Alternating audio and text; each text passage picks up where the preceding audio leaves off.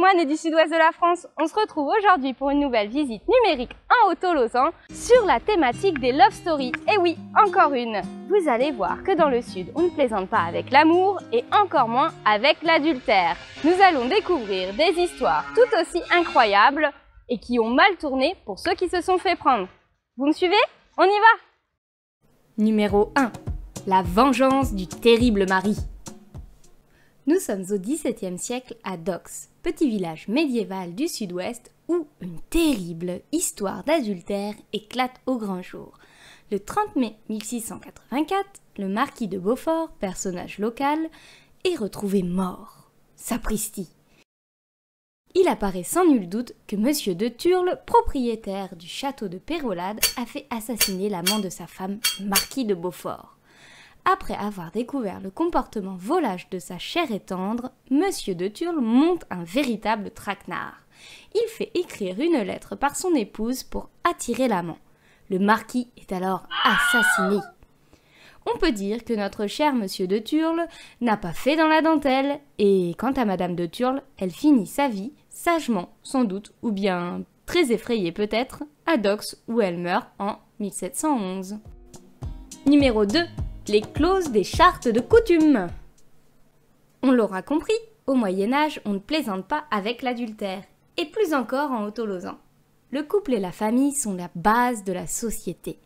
Lorsque le seigneur du village signe avec les habitants une charte de coutume qui organise tous les aspects légaux de la vie quotidienne, il prend soin d'y inclure une clause sur ce sujet.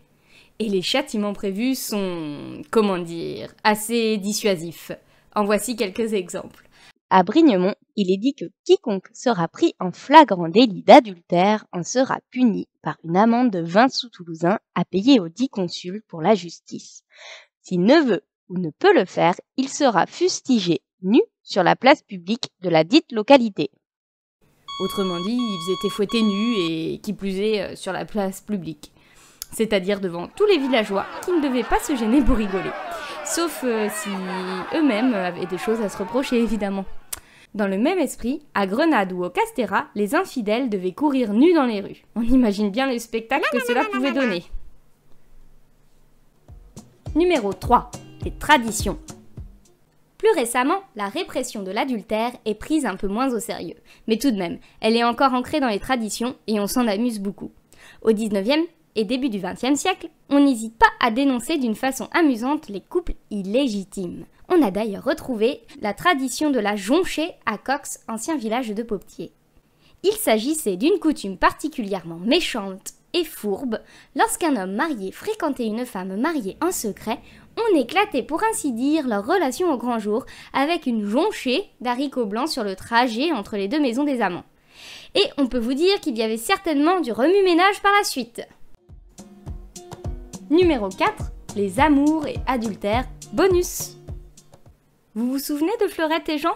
On vous invite à regarder cette visite numérique où il est fait mention d'un souterrain secret à Grenade entre les deux couvents de la ville. Adultère ou pas, en tout cas, cette histoire d'amour contrarié a conduit à la construction d'un couvent. Et ça, c'est pas rien. Et l'histoire d'amour, ou pas d'ailleurs, entre Yvonne et Eugène Rouard, ça vous parle? Vous savez, le grand peintre? Non, vous ne voyez vraiment pas? Visionnez cette visite numérique où l'on découvre un couple de passionnés des arts et amis des grands artistes comme Auguste Renoir et André Gide, mais malheureux en amour car ils préfèrent les hommes. Là aussi, il est question d'adultère et surtout d'amour brisé. Et voilà, cette visite numérique touche maintenant à sa fin. Vous savez qu'en Haut-Tolosan, on ne plaisante pas avec l'amour. Et d'ailleurs, c'est pour cette raison que maintenant vous aurez peut-être envie d'organiser un week-end romantique pour votre dulcinée dans le sud-ouest de la France. Et pour cela, vous allez retrouver quelques bonnes adresses dans la barre de description. Cette visite est maintenant terminée, on espère que ça vous a plu. N'hésitez pas à vous abonner à la chaîne YouTube juste ici pour ne rien manquer des prochaines visites numériques en Haut-Tolosan. À bientôt pour de nouvelles aventures hautes en couleurs!